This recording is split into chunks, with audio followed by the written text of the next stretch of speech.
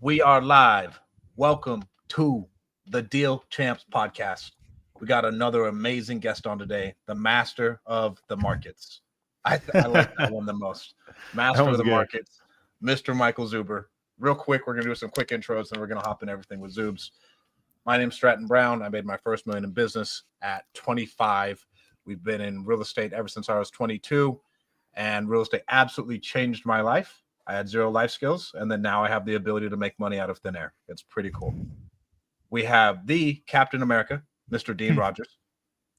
I like the master of the markets because it makes me, I just got my boys. You're going to be proud of this, Strat. I don't know if I told you yet.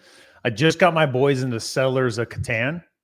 And all my friends here that I've been telling you guys about that I moved here for, they're all big into Settlers of Catan. So I've been like taking video and pictures and sending them.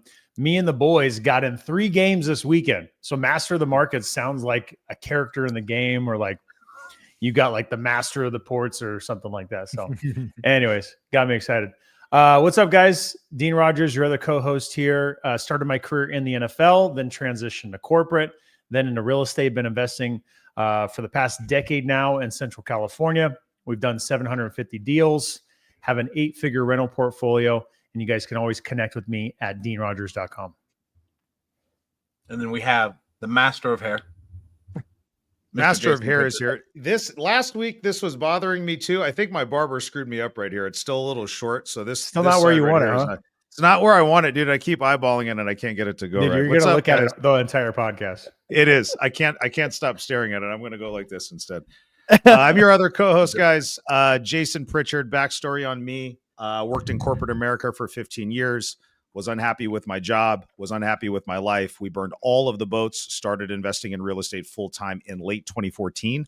And in those last almost 11 years, we've done 550 deals. We've got a rental portfolio of about $17 million right now. And like I always say with this pod, we want to take all of our learning experience from us, from our guests, and transfer that to you guys that are listening and watching, so you can skip past all the mistakes that we made and get to your goals as fast as possible. So this should be a good one. I know Zuber is my boy, so excited to have you on the pod and share some of your knowledge, man. And now the master of markets, Mr. Michael What Zuber. A name. Master of markets. That's what a name. I don't sounds like a tycoon or something. Bro. I appreciate that. I may have to get a t-shirt made out of that, and I'll give Stratton credit for that.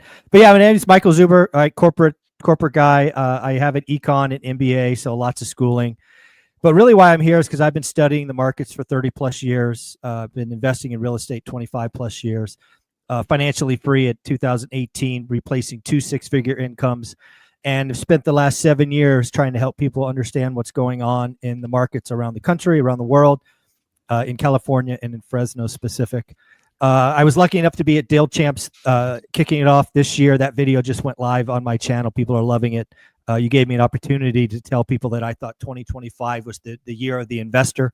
Everybody else is going to get hurt in 2025, but real estate investors, if they do the work and they do it the right way, are going to have a lot of fun and a lot of success. So I appreciate the opportunity to deliver that message, and happy to go anywhere you guys want. Zoop, when was the last time you bought something in Fresno? Because you were the most disciplined investor I know. And Jason, we talked about this, about like not doing deals and having the discipline to just move forward and keep like hold to the buy box no matter what. Yeah. I think the last thing we bought was a duplex, and I want to say that was 2021. So we flipped 55 homes, or 55 properties, I should say, anything from homes to 6-unit apartment buildings from 2018 to 23. I think we added 15 or 16 doors during that period. But the last thing in Central California we bought was a duplex, and I want to say that was 21. Yeah. Okay. So why is that? 21, that was the last year it felt right to buy. Because in theory, I know you're in the position to buy more, but is it just your buy box doesn't pencil, doesn't work, you don't want more? What's your reason behind that? No, absolutely. It's all about the numbers. I'm non-emotional. I love to add stuff every year. We did pick up a property in Vegas about a year and a half ago, so it's not like we weren't buying at all. But that said, it just, the numbers didn't make sense. And also, I was getting ready for what I thought was a lot of pain. In 2021 and 22, I called for what was coming in the commercial real estate market. And really where 80% of our wealth was made was when I took 8 single family homes and turned them into 80 units. Mhm. And I have been watching that opportunity come like a very slow moving train wreck.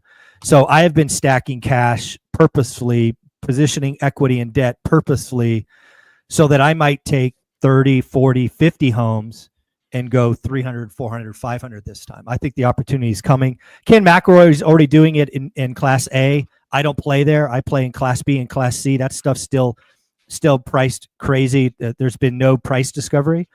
So, you can argue that I got ready early, but at least I didn't get ready late, right? If you get ready late, it's a problem.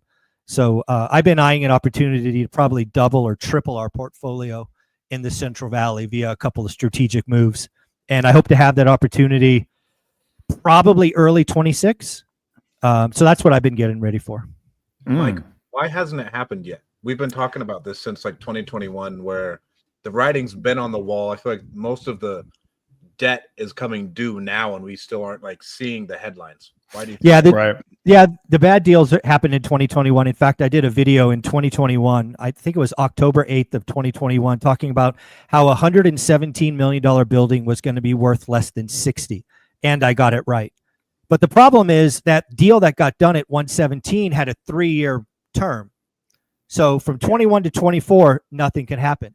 Then those deals get reevaluated, or the bank looks at it, usually have a 1-year option, right? There's 3 years plus 1.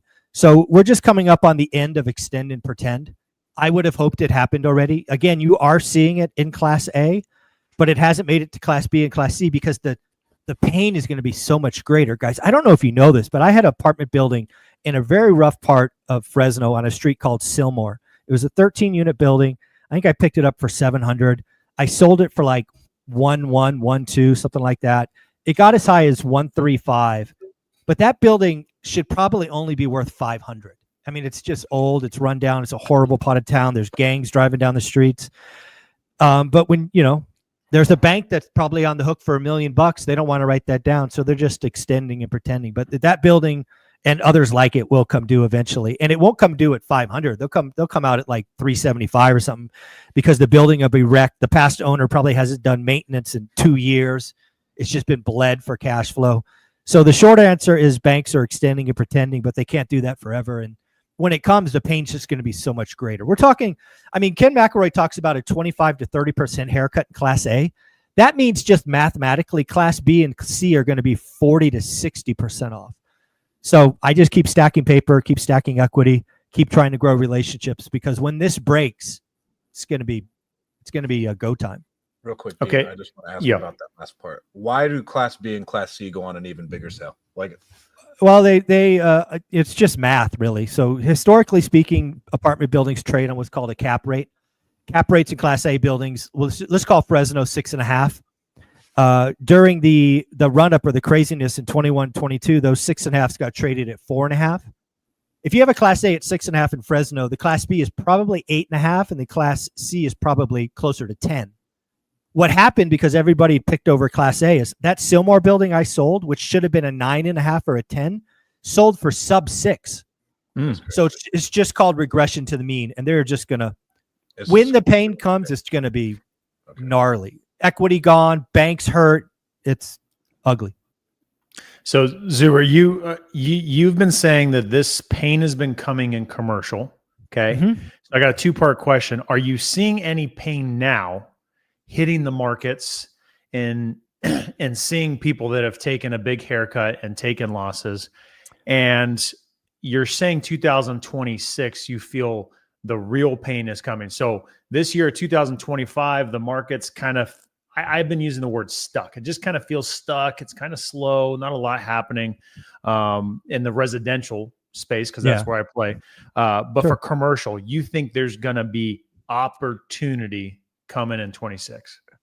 So a couple of things. So mathematically, it's a guarantee it's coming.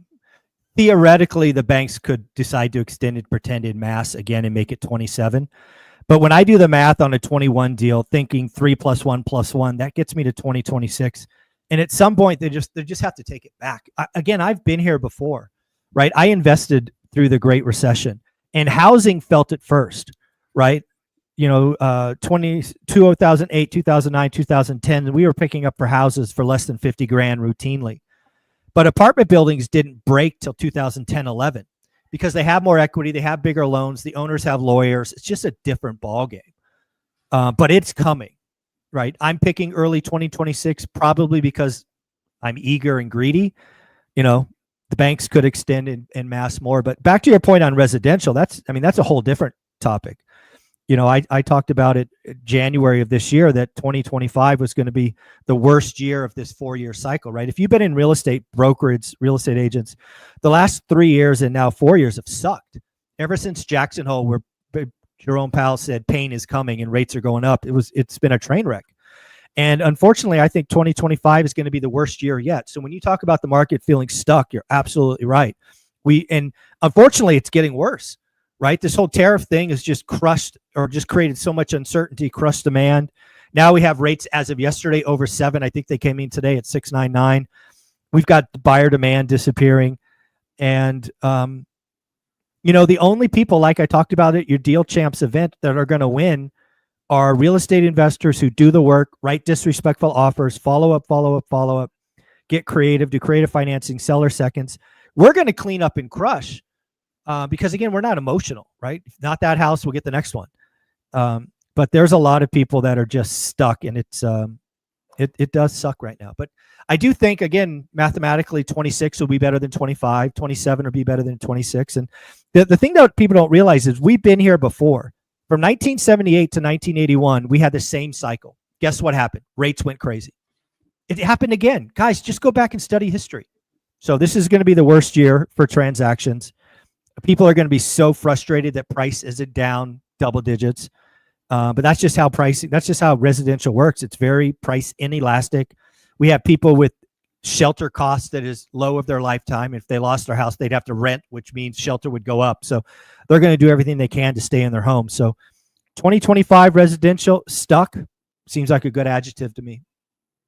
So a piggyback off of 2026 commercial real estate, there being pain, there being opportunities. Mm-hmm. How do you see the rest of the economy reacting to that? If there's opportunity, banks are taking back these properties, pennies on the dollars for what they were acquired at. Mm-hmm. Do you see the rest of the economy going down and seeing a negative impact? Or is there money in the market? There's investors that are ready to pounce. The good old boys with the relationships and the resources get those deals, pennies on the dollars. The everyday person doesn't know any less. They don't know what happened. They don't see the opportunities. How do you see that going down? Yeah, so I think you're really asking two questions. I want to separate them because I don't know that they're connected. I told people on January 20th, which was the inauguration of President Trump, to buckle up and get ready for 6 months of chaos. I had no idea what was coming, but I knew one thing for sure. President Trump, just like every other president, has about 6 months to try to force something. And of course, he went into office with the House and the Senate, so he had a little bit more wind at his sails. But why is 6 months important? Because you guys need to understand that in order for him to do anything his last 2 years, he has to win the midterm elections. So again, he was going to do all of the crazy stuff in the first 6 months. I had no idea what it was, but knew it was coming. And sure enough, Liberation Day, they come out with these reciprocal tariffs, which aren't reciprocal. And it's trade deficit nonsense.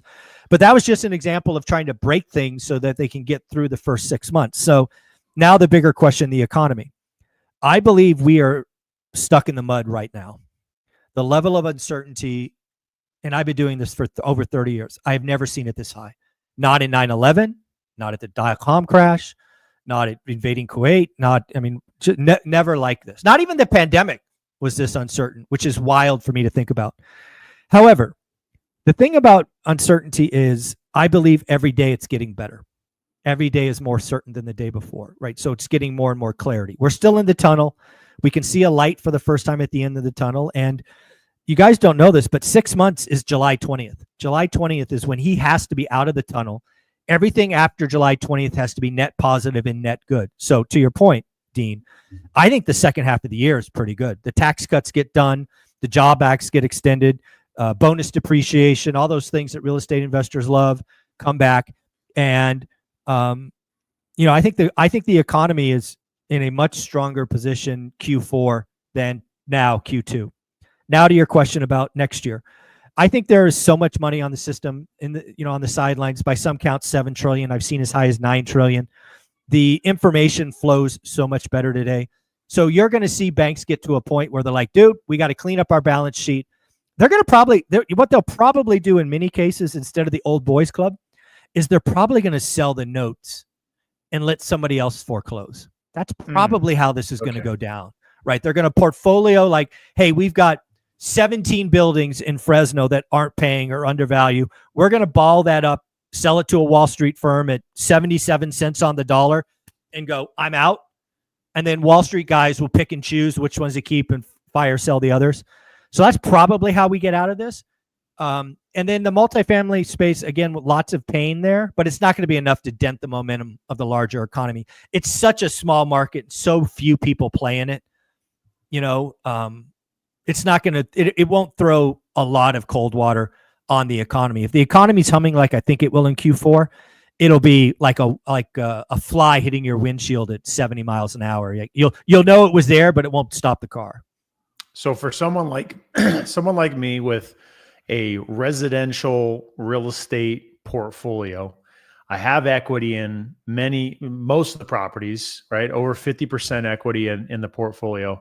I'm thinking to myself, does it make sense to sell off a lot of assets or a portion of assets and have sideline cash for these potential opportunities? Or is someone like me not going to even see them?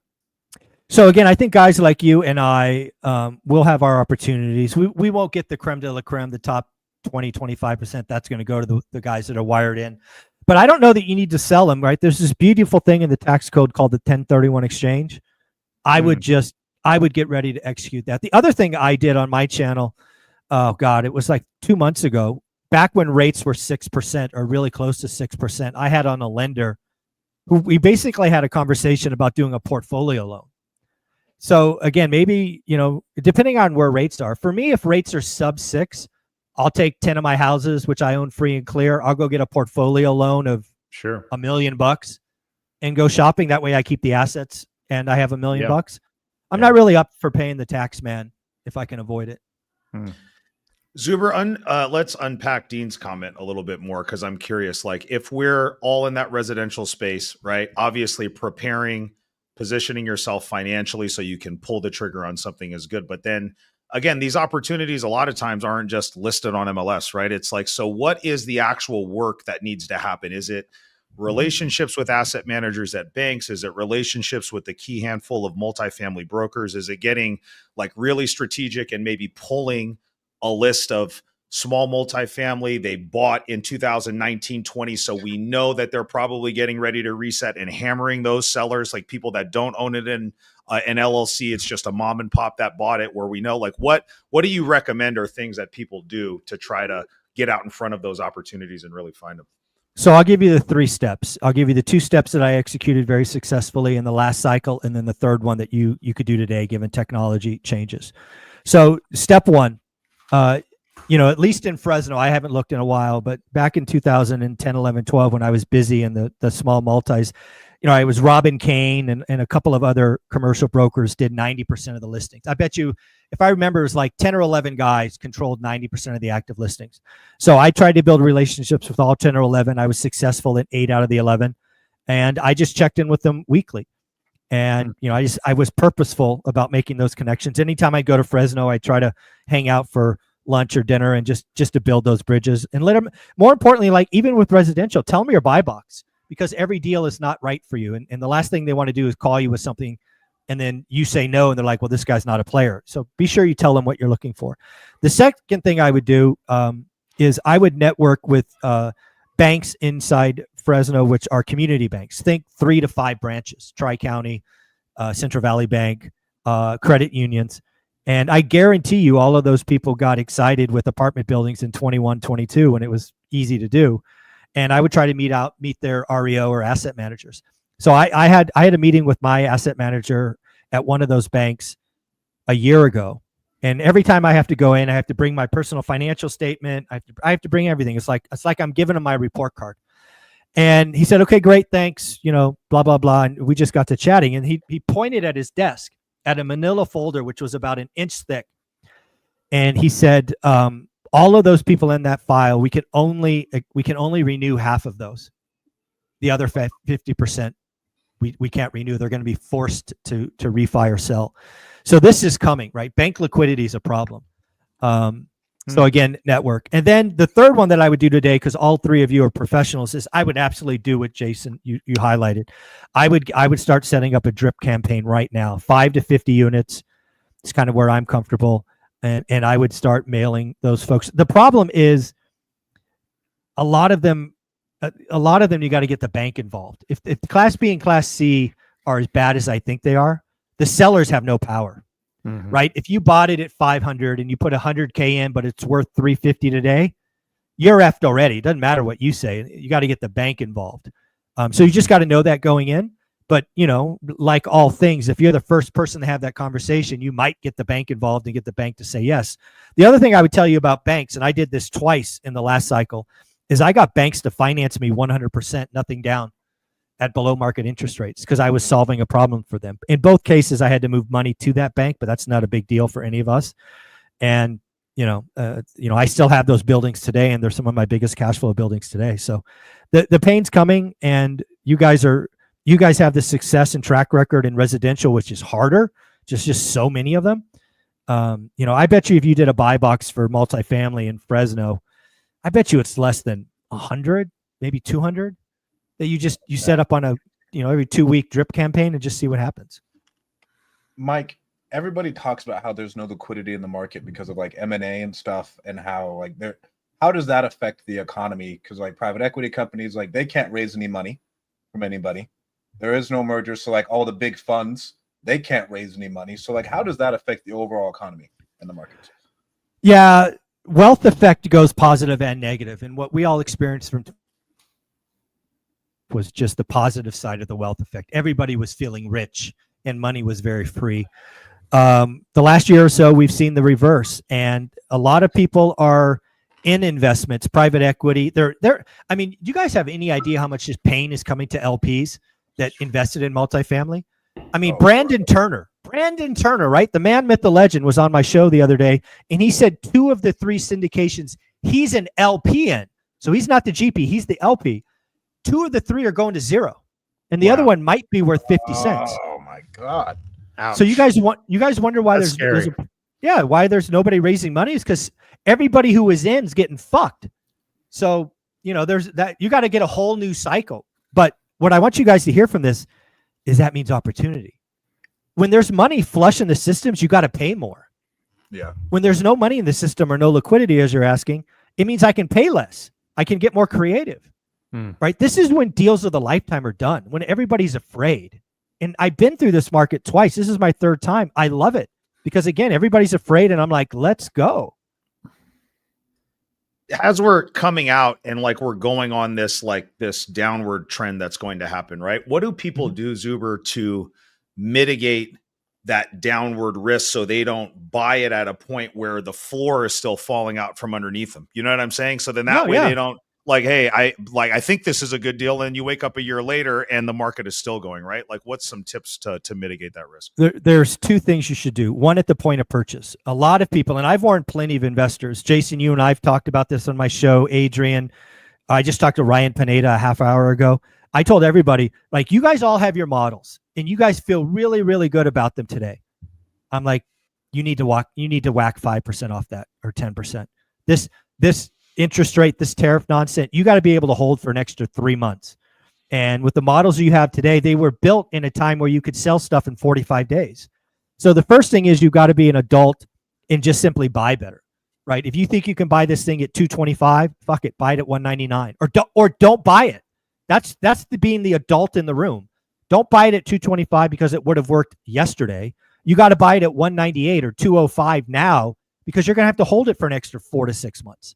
So the first thing is to throw your ego aside and realize today your biggest risk as an investor who does volume is carrying cost. Yeah. I've seen a guy carrying like it was $10 million legit net worth go bankrupt because he refused to take a $50K loss. Don't be that guy. Buy better. Second, if you're going to be someone like me or someone like most of us with rental properties, you have to make sure it pencils day one and have 30-year fixed rate debt. Because at the end of the day, if the property still cash flows and it falls 50 grand, who the hell cares? You were going to sell it anyway. Just keep carrying it. So I want to come back to this question because I want to get crystal clear clarity. And I see lots of comments coming through asking similar questions. So if you feel that there is commercial pain in 2026 and there's going to be a decline in that niche market, do you see it affecting residential real estate? Not at all. Again, the market is so small in when you compare them. Fannie and Freddie are still the largest buyers of 30-year debt. Residential, like let's say the commercial market fell 40%, like I'm thinking. That's not going to, that debt is already gone. That equity is already gone. It's already been destroyed. It's not going to affect residential. It might on the edges affect some small community banks. What it's probably going to do, now that I think about this out loud, is it's probably going to force banks to merge.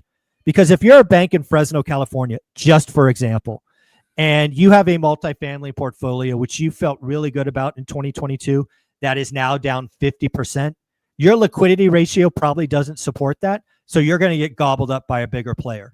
That's what's going to happen. So you're going to see your mortgage and your bank statements change. It's not going to affect the residential market. The 40% pain I talk about in commercial is not coming to residential. Okay. You don't see anything, right? I see nothing stopping residential at this point. Like the math doesn't math anywhere. We talk about this a lot. There is not any sort of a crash. I mean, you got to be really careful with statements like that, because I would argue Austin, Texas has already crashed. It's down 22% from the peak, right? So you got to be very careful with those. And I only say that, Strat, because I get eaten alive by crash bros every day.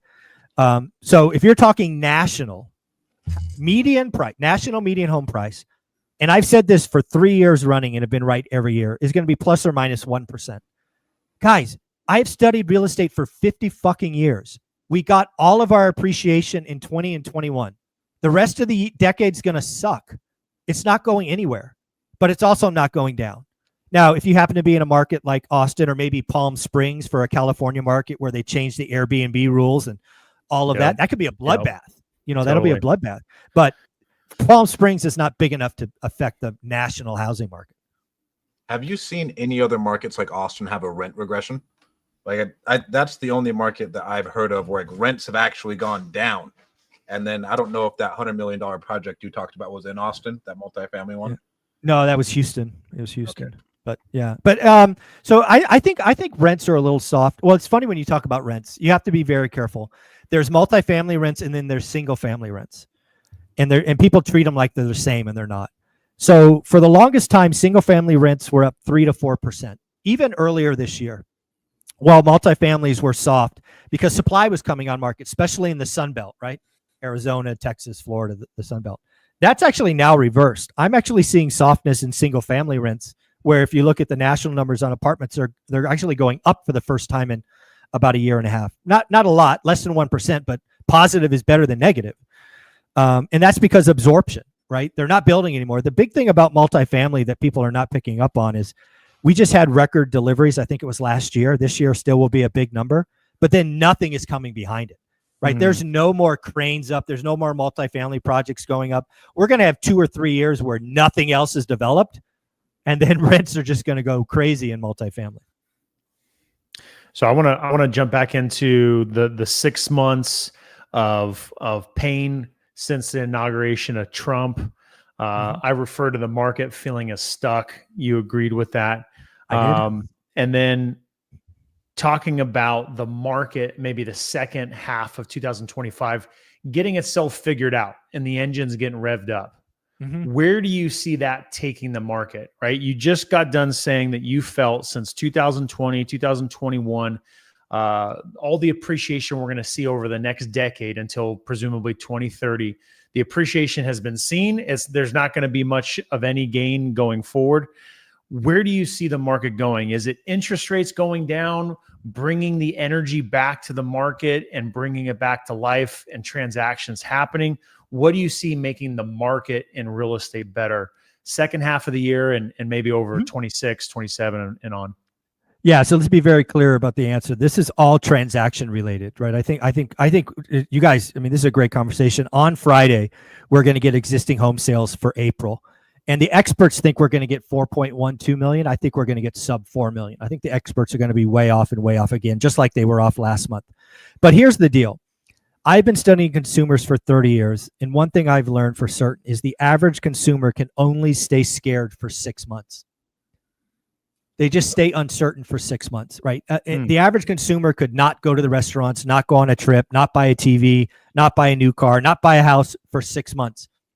And at the end of 6 months, assuming nothing bad has happened, they haven't lost their job, nothing like that. They just go, I got to live my life. So what we're going to see happen in the second half of the year is we're going to have a lot of that.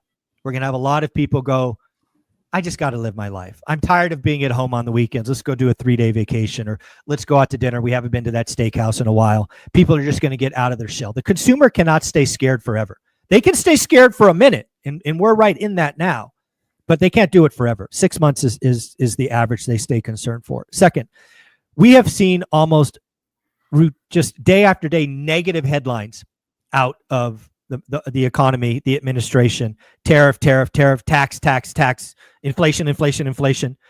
I strongly suspect you are going to see people like Scott Bessent and Howard Lutnick and even President Trump starting July 20th be rainbows and unicorns. Everything is great. Let's do this. Let's do that. Let's make this investment. Let's make that investment. Why? Because he's got to win the midterm. And then what you're going to see is the stock market will like that. And then you'll start to see the animal forces at work, right? They called Alan Greenspan called it animal spirits, I think. And that's going to come. It is so predictable. It just takes a little spark. But again, what is that going to do to real estate? I think that takes transactions from sub 4 million to like 4.3. So if you're in the business, a 10% move or 8% move in transactions, you're going to feel that. The other thing you're going to realize in the market, if you survive 25, I've told all my investors and real estate agents and mortgage brokers that 2026 is going to feel like a buffet. You're going to have so much opportunity, not because transactions explode, but because all of your competition left to become baristas at Starbucks. There's just like nobody else left. So you're going to just gorge on crab legs and filet mignon and lobster. And you're just going to get fat, dumb, and happy. But you got to get through 2025. And then I think 2026 is a net positive good year. We're in the second year of President Trump's term. He's got his tax plan. He's got the bonus depreciation. He's got no tax on tips and all these other things. And I think 26 is better than 25. Zuber, where do you think, for residential specifically, where do you think interest rates need to come down to? Like, what's the magic number that 6. kind of unlocks some 6. of this? So when people see, like, the people that are like some of us, 2.5%, 3%, it's going to be hard for us to move, period. But there's a lot of people in that like 4% range where it's like, I can deal with it. So 6%, do you think, is the number that unlocks the inventory from the people that are stuck on the sideline? So I think there's two numbers that matter. One, there's people on the sidelines that have yet to buy, so they don't have the 4%. I think for them it's sub 6.5, right? I think we have evidence. If you go back and look at the chart versus transactions, about 6.5 is when people come off the sidelines. But as far as people that are currently locked in, it's sub 6, certainly 5.5. And I don't think we get to 5.5, but we could certainly go sub 6 in 26. But yeah, that's the kind of magic number. So what do you think about all this tariff stuff and everything else? I'd love to hear like how you think about all of it. Well, it sort of depends on what you mean by this tariff stuff. So with the tariffs and the trade deficit and everything that he's going after. So again, you have to ask yourself, do we believe the headlines or do we think there's 4D chess going on? Because I can see it both ways. That's how I stay in the middle, right? When you're on my channel, dude, it's the same video. I could be called a mega Trumper and whatever the opposite of that is, a never Trumper leftist.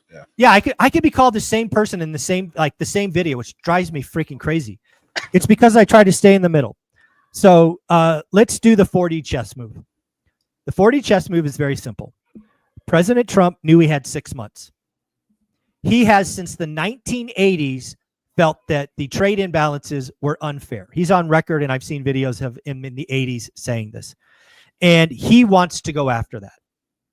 Whether you can disagree or agree with it, that's not the question. The question is, he's the president and he thinks this.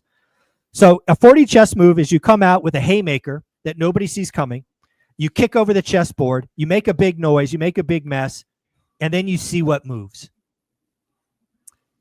Sounds like what he did. Mm-hmm. And, we'll see where this goes from here.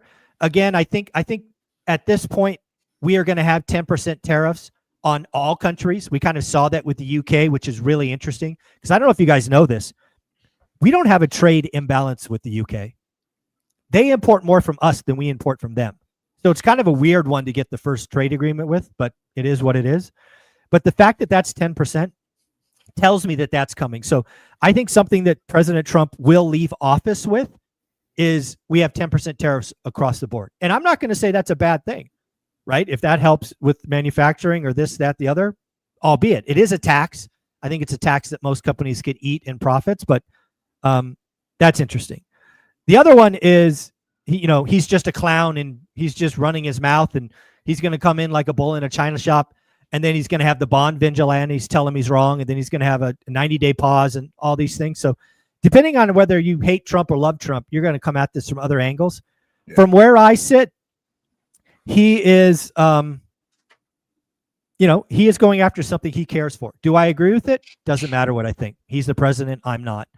But he's definitely creating opportunities because he's scared everybody, right?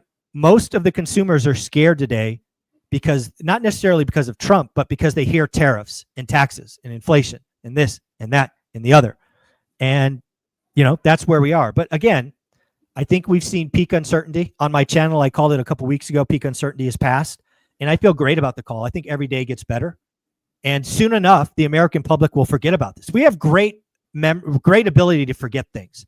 By July 4th, maybe August 15th, most Americans will forget we had a trade war or tariffs. It'll just be we'll be on to something else.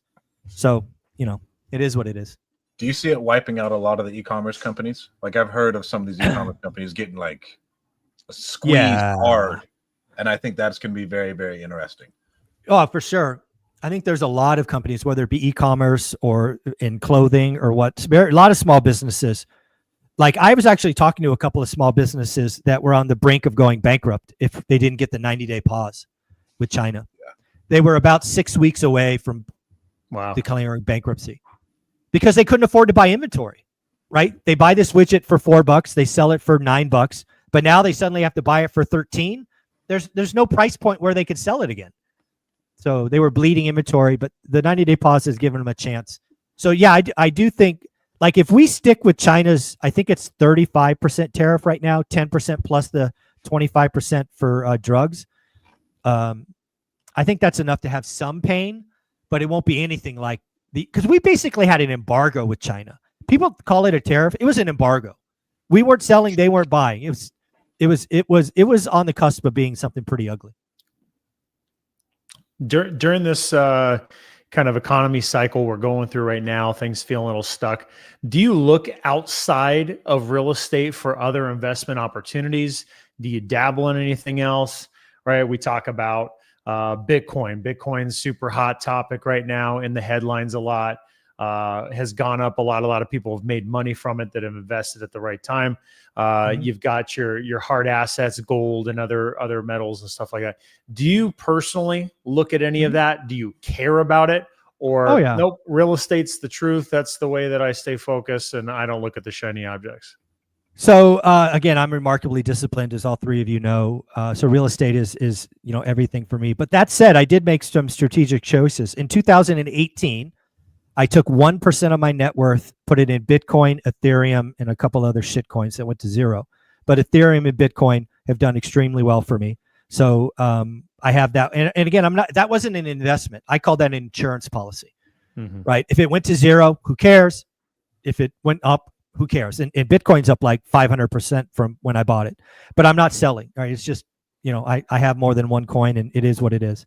That said, in the last gosh, 6 months or so where I haven't done any real estate transactions.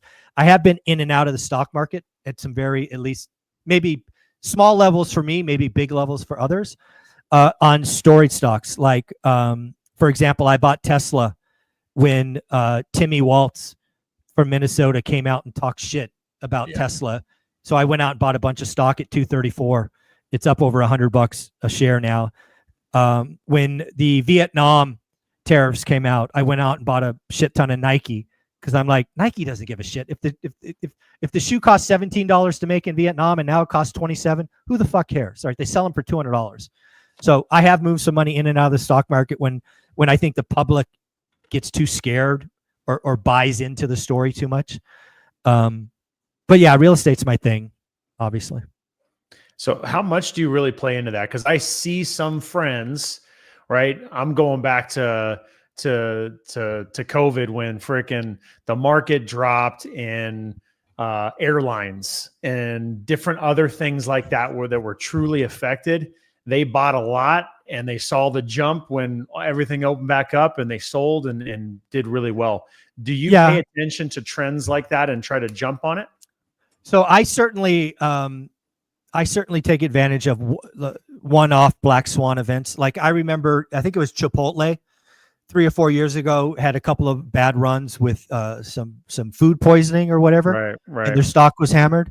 And you know, I make moves occasionally like that. I call them storage stocks because again, once the story gets going, momentum builds, shorts come out, and you know, sure the stock can go to zero, they go bankrupt, or the bad news is going to flip. So I certainly make moves, decent size moves in stocks like that. I don't know, once a year maybe, but it's not really an investment. It's a storage stock. And then I'll sell. I never hold long enough. I just like take my money and go, okay, great. Doubled it. You know, that's enough. Yeah. Let's move on. Get out of the house. Yeah, I'm done. I got my bag. I'm going to leave now before the bag goes anywhere else. Mike, when you said you were raising debt, are you going to start a fund? I still think you'd crush with a fund. I think you. Yeah, we've had that conversation. Amazing operator. You'd raise so much money, but you're a little bit of a different phase in your life than I am of mine. So, like when you say raising debt, what does that mean? So what it meant when I said that is I was going to again take, you know, let's say Olivia and I had $20 million in equity, just making up a number.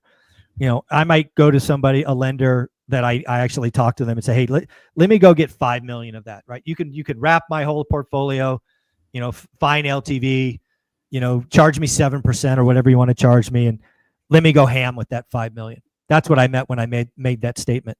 But back to your question, I've thought about it a bunch. Like if this goes the way it could, and I get the opportunity to perhaps take down 500, 1,000 units, I would probably not be opposed, because I've talked to enough people over the last several years of having this channel and this mantra that raising the money wouldn't be that hard, I don't think. And running it would probably be a lot of fun. But I'd only do it for a short time, right? I'm on the other side. Like all three of you are just puppies, right? I'm over 50. I'm 53, and you know I'm enjoying my life, and I have a pretty good life. Do you have another big run in you, dude? I mean, I feel like with the upcoming like opportunity that's there, the platform that you have, one and more, sub 10% body fat. If somebody came with like 500 units, energy, you could like snap your finger and raise all the money that you need, dude. You know what I mean? And do it. I feel like you got one more. One more. That sub 10% body fat gave him the new energy, man. That's right. Yeah, no, I honestly think I got one more in me. By 2030, though, I want to be done. I'll be out of daily grind. So Zuber, you said you would maybe do it for a short time. What does that look like? As a short time, I raise the funds, I buy the assets, I maintain and keep the assets, keep the investors in it. That was part of the plan all along. Or I refinance, exit out the investors and sail off into the sunset. Is that the short time I acquire at the right time and then I just set it and forget it? Everything I would do would be above board. It would be a 5 to 10 year hold. We would be out entirely in no later than 10 years and as early as 5 years. And I wouldn't do the refi game. I would basically take everybody along with me for the ride. We'd share in the spoils equally. and we would sell and be out. It would be that last kind of celebration. I know there's a bunch of syndicators that do that. They raise money, then they refi people out. I'm like, that's not fair. Yeah, you got the money, you got the return, but you're going to eat the most, and I just can't stomach that. So I would take everybody along for the full journey and, pop that cork at the end of somewhere between 5 and 10 years. Mike, when you say you'd be done, I can't imagine you ever really being done, just personally and knowing you. Yeah, no, I got to define done. Yeah. To where Terry's like, yeah, bro, we could sell off, because he has a big portfolio. He's like, we've tried selling off tranches and throwing it into the market just to give us returns. And that way I'm not thinking about it. But from my understanding, your real estate business is pretty passive for you. Oh, so yeah. What does done look like? I guess done for me would be, because I still look at my market every day. You guys think this buy box thing I talk about is just for everybody else. I still look at it every day. Now I have 2 buy boxes, Fresno and Henderson, Nevada. So the grind would definitely, I think, like, I like to buy something every year. That's kind of my goal, is to buy something every year. I think by the time, because again, you got to remember, right? By then I'm almost 60, and I think it will be much more. I think I guess at 60, done means for me is I'm starting to put the portfolio together so that I can hand it off to my daughter. What does that mean? It probably means I sell my dogs, right? We all have stuff in our portfolio like, this is too much. This is too much work. Wrong part of town. Too old. Whatever it is. So probably that is when I start getting serious about, okay, which ones do we let go? Which ones do we pay off? Because my goal is to hand my daughter a portfolio of free and clear properties, so she's got nothing to worry about. And we're obviously not close to that now. So that's probably what done means to me, is less acquisitions and more portfolio purposeful management, if that makes sense. Since you're a little bit further along that path than us, yes, I'm older. I'm older than you. Yes, that was the choosing politically correct verbiage there. So, what does that conversation look like? I'm actually curious, man, because I think, we all have kids kind of in different age groups, right? You know what I mean? Dean and Strat's kids are a little bit younger. Mine are a little bit older. Yours are a little bit older. So, what does I think all of us have a similar vision too. Like, we want to hand something, to our kids. We want to create a legacy that we can pass forward, right? Like, for you, how do you have conversations with your daughter and be like, hey, like, this is what the trust is like, and this is how things work, and this is how in depth do you get with all of that? And gave you the confidence to pass it off, Mike. That's another thing that is terrifying. So all of these are great questions. And make sure we get to all of them, because they're multifaceted. So first off, let's put some ages on this, right? My daughter's 33, almost 34. So she's older than, she's an adult, right? She's a tax-paying citizen. So you can have real conversations with her. And I suggest having the conversations, we try to get together every Christmas. Either she comes home or we go to wherever she is. And I just make sure to have this conversation, because you just stuff changes, right? As they grow up, or, she's been in she's in a relationship. She's all, she's a young woman. So I just make sure that what she wants, and at least until this point, she wants nothing to do with our portfolio. So what I have to do is write up, kind of a trust and a will, and, all of those things that basically says, these are the properties to keep.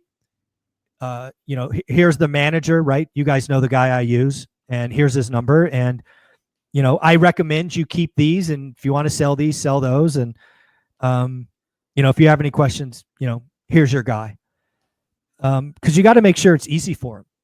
And you also can't force anything. One of the things that I did absolutely wrong when Teresa was a teenager is we brought her to projects on the wrong freaking day. We brought her to the projects that were old and disgusting. I remember opening a house that we still own and seeing cockroaches fall from the ceiling. Yeah. Like, just disgusting. I should have brought her. Those are the best ones. That's what I thought, but that's not what she remembers. She still remembers the roach house. And anyways, bad dreams and nightmares happened after that. So don't do that. Bring them to the pretty ones, the ones that smell good. Also, do a better job of connecting experiences with real estate. So, for example, we went on a Mediterranean cruise. It was one of the spoils we did when I think she turned 16. And I should have done a better job of saying, what paid for this? What paid for this lifetime of memories? Real estate. And I should have had conversations about that. I tried to shield her from that, and I shouldn't have. You should bring them along. And hopefully you guys are lucky enough that one of your kids or multiple of them want to do real estate. I could not imagine what that feels like. I was not lucky enough in that situation to have that. But if you're lucky enough to have that, dude, hold on to that, because that's a gift. Tying it back to the experience is like some of the best advice that I've ever heard you give, dude, because then it's like, we do it for a different reason, but when you can say like, this is what unlocked this really cool experience, this was the bridge that got us there, I think it impacts in a completely different way. Yeah, and it could be time too. It could be time, right? All of you have the flexibility, right? How many dads could be off at noon to coach their basketball game, or be the the parent that goes on the overnight trip or something? Yep. Right. Make that connection. I love they that. need to know what's going on. I like that point, especially. My parents did a phenomenal job raising me in so many different ways. The one thing that they did, I wish they would have done differently, and I'm doing differently with my kids, is not shield or protect me from how much money they have or don't have, right? What is a lot of money? What isn't a lot of money, right? Mm-hmm. We just went on this family trip to Europe, right? Yeah. Me growing up as a kid, what allowed that to happen, and how much did it cost? Right? Yeah. We just spent tens of thousands of dollars. That's what it takes to be able to experience this. So they our upbringings were very humble and was very kind of sheltered and guarded from that, which is good. It's made me very humble, and I'm very frugal. But at the same time, it took me a while to figure out how much money was needed for this and for that. I would strongly suggest, there's two things that I would do different if I could be a dad, like raise Teresa again. There are two mistakes I make that I still carry as disappointments. One is I didn't hug her enough, right? When you have a daughter, you have a very small window where you're everything to her, and to get those hugs, right? I never had a son. I assume it's the same, but I don't know for sure. Never had one. But there's this, and then at some point, for me, it was around 13, they get batshit crazy. And you forget getting a hug. If you're outside anywhere, you're not getting a hug. Maybe you'll get one inside, but that's it. So I wish I hugged her more. But to your point, the second one is we should have talked about money more. Right? She saw us go from having nothing to having more than enough. Right? I could only imagine how that would have transitioned for her and what she would carry forward now, because frankly, she's 33 now, and she doesn't really care about money, which is kind of like disappointing to me, because money is everything to me growing up. But it's because she's been comfort. I never told her about the hard days and the this and that. So it was a miss. So don't do that.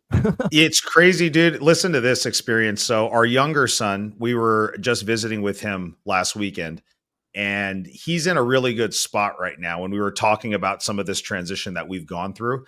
And he actually said, Strat, you've been there. I don't know, Dean, if you've been there. Remember the house that I was living at before the house that I'm in now, where we used to go play basketball at? When we sold our house to move in there, it was like this dope thing for me and Jen. I was like, man, dude, this is it. He was pissed about it, dude. He was like, why did we move to this house? Like, this is too much. We don't need all of this. I don't care about a swimming pool. I don't care. And it's just like, to your point, you don't, like, you're not I know for me, a mistake, I was so focused and so ingrained in, like, it's all like just grow. And you just don't take the time in those moments, dude, to really think about, like, how is this impacting your kid? Who cares what you think? Who cares how much money you're making? You're not even thinking about, like, the impact that it has on your kids, dude. And that conversation I had this weekend reminded me that that's another really good lesson. And you guys still have time because your kids are young, dude. Yeah, dude, I as a dad, if you're lucky enough to have daughters, hug them more. I assume that applies to sons. I don't have that experience, but just hug your kids more. They need to know that dad loves them, and there's nothing like that physical connection. And then please talk about money more, the good and the bad. Totally. Those are misses I had. I wish my parents would have told me, like, how much is a lot of money. Like, because it's taken us a long time to comprehend, and like it grows with time. The way Warren Buffett talks about money is the difference than what we talk about. But then, Dean, telling your kids, like, no, this cost us tens and tens of thousands, and this is the amount of output that had to go into this, and this is why we push you to do certain opportunities. You know what? That's the only way you're going to get it. You know, one of the things I would do with kids today, and I actually talk about this in a thing I call "Get Your Money Right," is kids don't comprehend dollar amount, but they do comprehend time. So I suggest all parents get out a piece of paper and do the following. Right, all of you probably know how much money you make. I'm just going to make up a number, 50 grand. All of you probably know what you net. Let's call it 45 grand because 5 grand goes to taxes. Or let's say it's 48 grand, just so the math is easier. So that's 4 grand a month, right? 4 times 12 is 48. Now, 4 grand a month, that's before expenses. You still have mortgage, food, car, auto, health, blah, blah, blah, blah, blah. Let's say at the end of the day, you are left with $500 in what I call discretionary income. Okay? For some of you, that number is 0 and you're in trouble. But let's pretend today it's 500. Then your kid comes to you and they want these $5,000 shoes, right? You and I would laugh at that, but they don't know any difference. Maybe they got rich friends or whatever. So something you could do is you can convert that into time, right? And say that, hey, mom and dad will have to work for, in my earlier example, what would that be? 10 months to afford these because you only have 500 months discretionary. And this is clearly a discretionary item. Do you think it's worth mom and dad working for 10 months to buy these? Most kids will look at that, go, no, I'd rather have mom and dad at home than do that. So I think more people need to convert stuff to time. And you do that by taking discretionary income and divided by your hourly work week. That's all you get to play with. All these people, like I know people in Silicon Valley that make 6 figures, multiple 6 figures. They got no 2 cents to move to get, rub together. They have no discretionary income. The whole path to getting wealthy is, we talked about this at Deal Champs, is you have to create discretionary income, then become elite, and then do it for a freaking decade. It's not that hard. Dude. But, Preach. That's all it is. Yeah. It's the doing it for a decade thing. That's where people fall down. Yeah. I love that I'd so say much. that is the biggest thing. I had another. Mike, how do you think AI is going to affect the markets over the next 10 years? Oh, AI. Think that far out. Oh yeah, absolutely. Yeah. So again, I'm old enough to remember when the web was going to destroy all our jobs. So I think AI is going to be net a positive. What do I mean by that? I think more jobs will be created than lost, but there'll be entire sectors of the industry that are destroyed because of AI. They just won't exist anymore. But on net, I think AI creates more jobs than we lose. I also think AI is going to allow a lot more entrepreneurs. Like the thing that the 3 of you do that I've never done is be an entrepreneur. I think the next generation, right? You guys minus 10 years, minus 12 years, they're going to be starting companies and growing exponentially fast, right? Because where you had to outsource and get bodies and, VAs and all of that, they're just going to turn on different AI chatbots or whatever the hell they're going to be. And you're going to see 10, 50, $100 million companies with less than 5 real employees. I think it's going to be amazing to watch. I believe that. So you mentioned something earlier that stuck with me, and I'm curious. I wanted to ask this question earlier, and it came full circle. You said you were comfortable with 5 to 50 units. Okay. Mm-hmm. And then you talked about potentially, what if for a short time you went and bought 500 to 1,000 units? What would be your path to get there? Would it be more 5 to 50 units and just a lot of it? Or would you ever consider going into the 100 unit, 200 unit, 300 unit complexes? Has that ever interested you?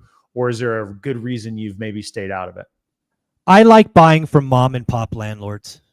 That's where I have my fun. That's where I feel like I have a unique competitive advantage. When you're going in and trying to buy 3, 4, 500 unit buildings, you're typically dealing with Wall Street or a professional firm. Totally. That's why I don't go there. It's just a different animal. And I would much rather deal with an owner versus some Wall Street lawyer. And I don't know how they make spreads on those like bigger deals too, because they're savvy too. Is my thing. Like, yeah. So like, where's your spread that you're gonna make? Because they're still savvy. They're operators. I would feel like I'm missing something. Absolutely correct. Yeah. I would feel they're going to get me somewhere, and I'd be like, nah, too hard, pass, move on. Yeah. Yeah, that's exactly how I'd feel with any of those things. All right. Dean, did you have anything else? Jason, did you have anything else? We're kind of running up on this time. was awesome. This was ran the gamut, dude. So the market, how to raise your kids, dude. AI, everything, dude. This was great. Zoobs, are you going to go to the All-In Summit this year? The All-In Summit? No. Nah. No. I've We've actually talked about maybe doing it. Me and Yeah? Jason were thinking about going this year. We've talked about it. That would be, I think the All In podcast is the one that I listen to each and every week. I think it's gone downhill since Same. David Sachs left. It's more of Jason just whining and crying. It just drives me crazy.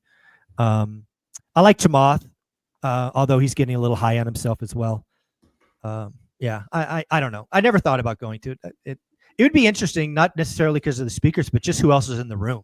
Yeah. Like those Very good room, bro. Those ticket prices are a great gatekeeper. You're not getting any slouches in that room. Like $5 They're grand a doing ticket or something whatever it in is. Vegas for F1. Maybe we'll do a F1 trip. Come to your Are they? backyard, dude. They're Yeah. they're doing the Are Vegas F1. They're doing something, dude. Maybe we'll. Yeah, they're convince playing you. poker or something. Yeah. Yeah. I heard him announce it on the. I'm last doing episode. Austin, Texas F1 with my two oldest boys and my dad this year. So Hell Good yeah, for dude. you. that'll be That'll fun. good. Make There those it is. memories. Tie it to the experience, bro. Yeah, that's Yep. right. That's right. Awesome. Well, Mike, if we go, you got to come with us. It's 10 grand a ticket at this point. It's 10 grand a ticket. That's the best room I think I could go into right now. Like I that's love a it. solid room. Yeah. Guys, So real quick. So on that topic, right? One of the things that I think about when dropping 10 grand is what's my return going to be? I just can't get away from that. The three of you have an easy answer for that. What do I need from that room? Right. So that's why I probably don't. What do you think? Got our one easy more answer is? big run in you, Zuber. This is it. Yeah, dude, you got one more This is big what run, your bro. 10 is. This is the start of the big run in Zuber, dude. That's it. The 5-year That's run. exactly That would yeah. We're That's stoking a your fair fires, man. We're stoking your fair fires. point. Fair point. Oh, that's hilarious. Good job. I love it. Guys, thank you so much for tuning in.